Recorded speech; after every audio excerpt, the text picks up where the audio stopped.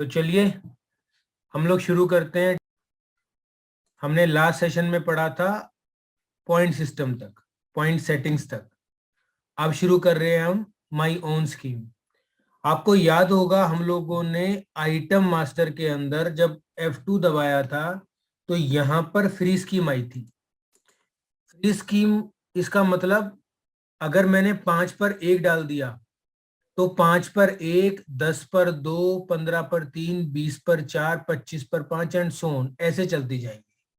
लेकिन कई बार क्या होता है, हमसे एक व्यापारी बोलता है कि सर मुझे ना ऐसे स्कीम नहीं डालनी है, मुझे स्कीम रैंडम एक्सेस की डालनी है। रैंडम बोले तो सर 5 पर 1 दूंगा, 10 पर 3 दे दूंगा, 15 पर 5 दे दूंगा, 20 पर 8 दे दूंगा। तो सीक्वेंशियल नहीं चलेगी, रैंडम चलेगी। तो उस कंडीशन में हम लोग माई ओन स्कीम यूज करते हैं। क्या होता है हमारा सेट ऑफ बंडल। ये बहुत प्यारा फीचर है, इसको सर ध्यान से देखना। सेट ऑफ बंडल, इसको बुक स्टोर वाला भी यूज करता है, मेडिकल वाला भी यूज करता है, इसको एफएमसीजी वाला भी यूज कर सकता है। तो यहाँ पर बंडल का सेट है, यहाँ पर फॉर्मूला है, यहाँ आपको परमानेंट करना है, इसका नाम डाल दो कुछ भी, ABC। और जनरल के लिए किसी स्पेसिफिक ग्रुप पार्टी को करना है, सबके लिए करना है। लो सर, यहां मैंने बोला एक दिन के अंदर डॉक्टर बोलता है सर 1 पीस आपको लेना है एक्नेड्रम का, 2 लेने हैं आपको एम्लोगार्ड की टेबलेट, और 1 लेना है बीकासूल। टैब करा, सेव कर दिया। ये बन गया मेरा प्रिस्क्रिप्शन, लगा लो बंडल लगा लो। मास्टर में जाकर, सेट ऑफ आइटम में जाकर ये दिखा रहा है सर आपको। अब एक कस्टमर आता है मेरे पास। अब यहां पर जैसे ही मैं कस्टमर की बिलिंग कर रहा हूं तो मुझे दबाना है यहां पर Alt F11। मैं रिपीट कर देता हूं। पार्टी में आया, बिलिंग करी, यहां दबाना है Alt F11। सर वही फॉर्मूला आ गया। ये पूछता है आपको कितने दिन की दवा चाहिए। कुछ बीपी के पेशेंट, शुगर के पेशेंट, डायलिसिस के पेशेंट, उनको रेगुलर एक दवा चाहिए होती है, तो इकट्ठी दवा ले लेते हैं वो। कई बार 5 दिन की, कई बार 7 दिन की, कई बार 6 दिन की, कई बार 8 दिन की, कई बार 9 दिन की। तो यहां डालता हूं मैं 3 दिन की दवा, एंटर मारूंगा। लो सर, आप देखो जो एक्नेड्रम वंस इन ए डे थी उसकी 3 क्वांटिटी आ गई, एम्लोगार्ड ट्वाइस इन ए डे थी 6 क्वांटिटी आ गई, बीकासूल वंस इन ए डे थी उसकी भी 3 क्वांटिटी आ गई। तो ऑटोमेटिकली आपको एक बार बंडल बना के रखने पर बिलिंग करना बड़ा आसान हो जाता है। ये तो मैंने 3 दिखाई हैं, कई लोगों की 12-12, 15-15, 20-20 आइटम भी होती हैं जो उनको दवा लगती है। तो ऐसी कंडीशन में बंडल के थ्रू एक बार बनाकर आप बड़ी इजीली बिलिंग कर सकते हो। अब ध्यान रखना, ऐसा नहीं होगा कि बोतल भी कट के जाए, बोतल पूरी जाएगी इसके अंदर। अब यहाँ पर एक और बहुत प्यारा फीचर है, यहां पर आप फॉरवर्ड स्लैश दबा दो। यहां पर आप फॉरवर्ड स्लैश दबा दो। इसका रेलिवेंस क्या है, अब कस्टमर आके बोलता है मेरा बिल बना है 5345 रुपए का, लेकिन मैं इतने पैसे लेकर नहीं आया, मेरे पास 3000 रुपए पड़े हैं। तो 3000 में जितने दिन की दवा एडजस्ट होती हो वो ऑटोमेटिकली कर दो जी। तो जैसे ही मैं एंटर मारूंगा, लो सर, ये आपको दिखा रहा है कि 2100 में 1 दिन की दवा ही एडजस्ट हो पाएगी। अब इसमें काटेगा नहीं कितने दिन की दवा चाहिए। अगर वो बोलता जी मेरे पास 4500 रुपए रखे हुए हैं, तो वो 4500 डालता, एंटर मारता, लो जी ये 2 दिन की दवा एडजस्ट हो गई है। तो डे वाइज और अमाउंट वाइज दोनों तरीके से आप अपने बंडल को यूज कर सकते। हमारे सॉफ्टवेयर के अंदर मल्टीपल तरीकों से पैसा लेने का प्रावधान भी है, और ये प्रैक्टिकली चलता भी है। कई बार कस्टमर आकर बोलता है सर मैं कुछ पैसा कैश से दे रहा हूँ, कुछ पैसा गूगल पे से दे रहा हूँ, कुछ क्रेडिट कार्ड से दे रहा हूँ, सो एंड सो। तो उस कंडीशन में हम लोग मोड ऑफ पेमेंट यूज करते हैं। मास्टर्स के अंदर रेट एंड डिस्काउंट मास्टर में आता है मोड ऑफ पेमेंट। लो जी, यहां पर आपको मोड ऑफ पेमेंट की विंडो खुल रही है जिसमें बाय डिफॉल्ट कैश मिल रहा है। मार्ग पे हमारा खुद का पेमेंट गेटवे है, हमारे रिटेलर्स डिस्ट्रीब्यूटर को इसके थ्रू पे करते हैं और इसके थ्रू पे करने पर ज्यादा सिक्योरिटी मिलती है, चार्जेस कम लगते हैं, बेनिफिट्स मिलते हैं और उनको ऑटोमेटिकली डिस्ट्रीब्यूटर को रिकंसिलेशन भी मिल जाता है, वो लोग एंट्री भी कर पाते हैं। तो ये सभी फायदे मिलते हैं इनको using our own gateway that is mark पे और बैंक ऑफ बड़ौदा। तो ये कुछ लेजर बने हुए हैं। अब यहाँ पर क्रेडिट कार्ड तो आ ही नहीं रहा, गूगल पे तो आ ही नहीं रहा, तो उसके लिए कंट्रोल रूम में जाते हैं, लिखते हैं क्रेडिट कार्ड। सर देखो यहाँ पर क्रेडिट कार्ड का पूछ रहा है, जरूरत है, मैंने कहा यस। कितने चाहिए, मैंने कहा सपोज 3। यहाँ पर करके बाहर आ गया मैं। और अब जब आप लेजर में जाते हैं तो यहाँ पर आपने टाइप करा क्रेडिट कार्ड। लो सर, आपके सामने 3 क्रेडिट कार्ड आ गए हैं, इनको मैं रीनेम कर देता हूं, मॉडिफाई। एक को डाल दिया पेटीएम, एक को डाल दिया मैंने एसीआई क्रेडिट कार्ड, तीसरे को डाल दिया मैंने जीपे। लो जी, ये तीनों मेरे पास लेजर आ गए। अब जिस तरीके से बंदा पैसे देगा मैं उसको पैसे ले सकता हूं। अब इनको मैं सीक्वेंस में भी लगा सकता हूं। सीक्वेंस में लगाने के लिए मोड ऑफ पेमेंट में जाऊंगा। यहाँ देखो सर, पहले लोग ज्यादा मेरे को कैश में देते हैं, तो मैंने बोला ज्यादातर लोग मुझे फिर पेटी गूगल पे से करते हैं, मैंने कहा इसको 2 नंबर। फिर लोग मुझे ज्यादातर मार्क पे से देते हैं, 3 नंबर पे। फिर ज्यादा मुझे पेटीएम से देते हैं, 4 नंबर। लो जी, अब कंट्रोल रूम में चलते हैं, लिखते हैं स्प्लिट। कंट्रोल रूम में आया, यहां लिखा मैंने स्प्लिट। स्प्लिट के अंदर यहां पर मेरे पास हाफ स्प्लिट, यहां मैं कर दूंगा M मल्टीपल। अब मैं किसी को बिलिंग करता हूं,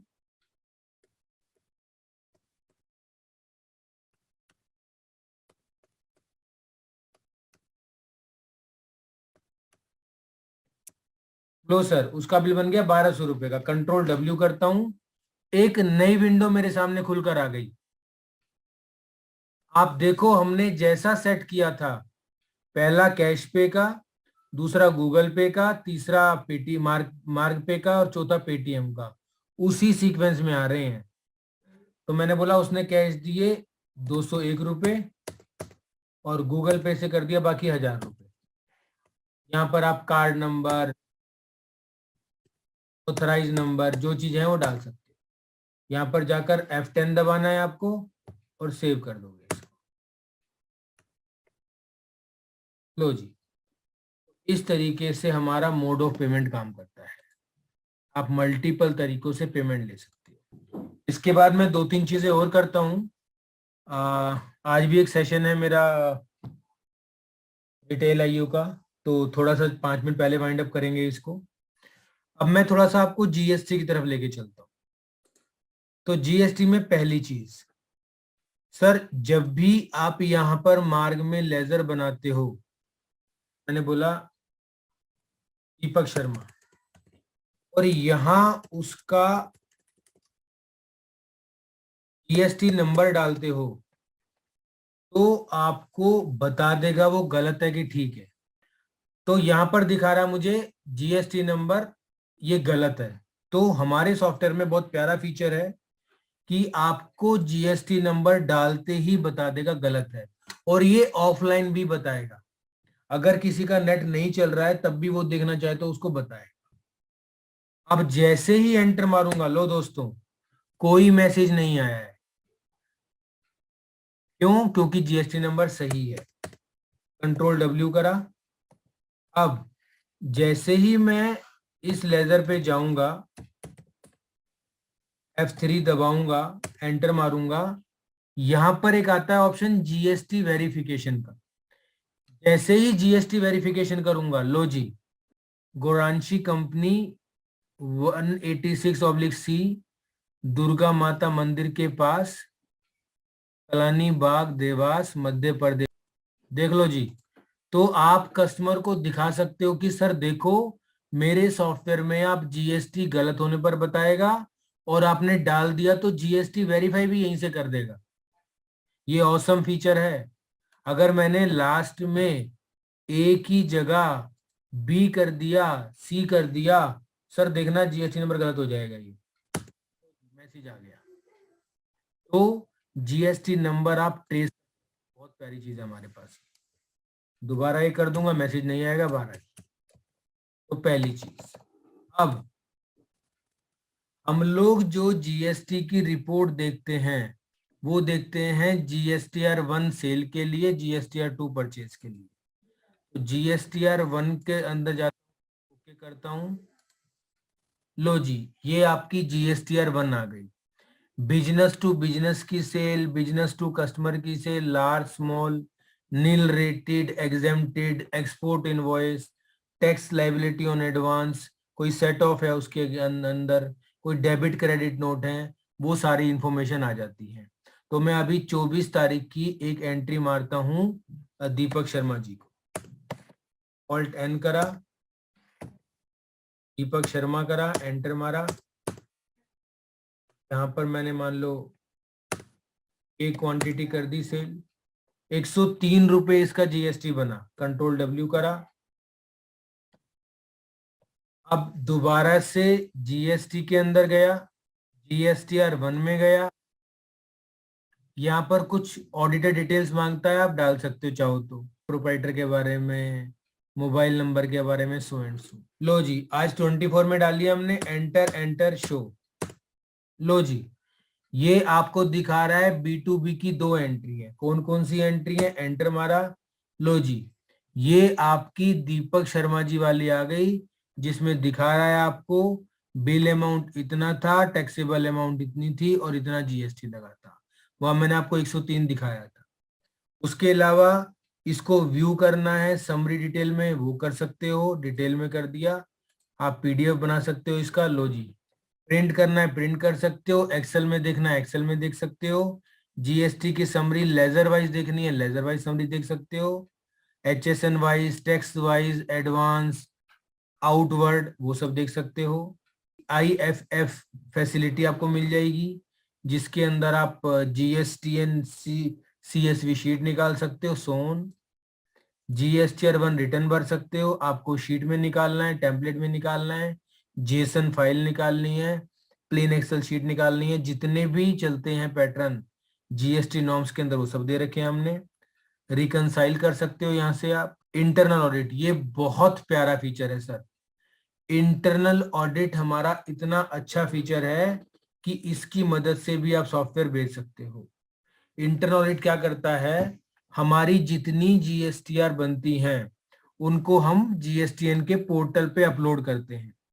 अब पोर्टल पर अपलोड करने के समय वो इसकी एरर चेक करता है। अगर GSTR में कुछ एरर हुई तो वो उन एरर वाली शीट्स को या जेसन फाइल को अपलोड नहीं करता। तो हमने क्या कर रखा है, हमने अपने सॉफ्टवेयर में एक ऑप्शन दे रखा है इंटरनल ऑडिट का। इंटरनल ऑडिट के थ्रू आप before uploading on GST portal आप अपने लेवल पर चेक कर सकते हो कोई HSN गलत तो नहीं डाला हुआ है। HSN में 12% है, बिल में 18% डाल दिया, किसी का जीएसटी नंबर गलत डाला हुआ है, किसी को लोकल पार्टी को सेंट्रल में बिलिंग कर रखी है। तो ये सभी गलतियां हमारा इंटरनल ऑडिट अपलोड करने से पहले ही चेक कर लेता है। इसका यहाँ पर जो आप प्ले का बटन देख रहे हो, इस पे क्लिक कर कर आप हमारे वीडियो पे जा सकते हो, जिसके अंदर आपको GSTR 1 के बारे में बताया गया है। तो मैं आपको इंटरनल ऑडिट एक बार दिखा देता हूं। यह है मेरा internal audit feature, GST return error 24 से लेकर 24 तक। लो जी, ये आहूजा मेडिसिन सेंटर है, इसमें दिखा रहा है आपको सर जीएसटी नंबर का एरर है। यहां पर अगर मैं इस पार्टी का जीएसटी नंबर ठीक कर दूंगा, सुजीत जी थैंक यू। अब ये जो सुजीत जी ने मेरे को भेजा है, मैं यहाँ इसको सेलेक्ट करता हूं, सुजीत जी का मैंने नंबर लिया, कंट्रोल सी करा और मैं आहूजा की पार्टी को यहां से खोल सकता हूं। उसके लिए मैं F3 दबाऊंगा। लो जी, यहीं से खोल दिया मैंने उसकी पार्टी को। लेजर डिटेल में गया, मॉडिफाई करा, ये जो गलत जीएसटी नंबर पड़ा हुआ है इसके अंदर, इसको मैंने ठीक कर दिया, कंट्रोल ए कंट्रोल वी। लो जी, कंट्रोल डब्ल्यू करा, बाहर आया, दोबारा से गया जीएसटी के अंदर, इंटरनल ऑडिट के अंदर गया। लो दोस्तों, अब आपके सामने लोकल सेंट्रल एरर देखो, दूसरी एरर बदल गई है, आपने नोटिस किया हो तो। या मैंने जैसे ही इस बिल पे एंटर मारा, ये लोकल बिल है, लेकिन मेरा जीएसटी नंबर अलग है, उनका जीएसटी नंबर अलग है। तो मैं यहां पर आया, यहां पर एक होता है मेरे पास ask cell type, control JUI, ask cell type.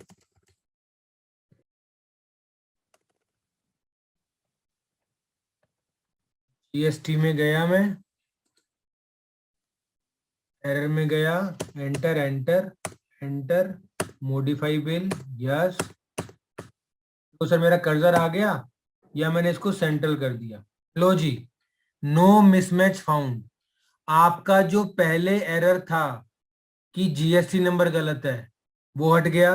दूसरा आया कि बिल बिल मैंने जीएसटी नंबर चेंज कर दिया, लेकिन पार्टी का बिल तो लोकल का काटा, जबकि सेंट्रल होना चाहिए। उसका फंडा देख लो सर, ऑल टैक्स करा, F3 करा, यहाँ देखो, यहाँ 07 दिल्ली का कटा हुआ है बिल, और वहां पर वो 23 नंबर सुजीत जी का, तो वो अलग स्टेट का था। उसके अलावा इसी जीएसटी पे जाता हूं मैं, इंटरनल ऑडिट के ऊपर जाता हूं, यहां पर आपको अगर मैंने बोला 01 से लेकर ये कुछ आ गए हैं, यहां पर सर आप ना F10 दबाओगे, नीचे शॉर्ट की दे रखी है, F10 दबाओगे तो ये आपको सारी एरर्स जो बिल के अंदर आमतौर पर होती हैं वो, और उनका रेक्टिफिकेशन क्या है ये आपको दिखा रखा है।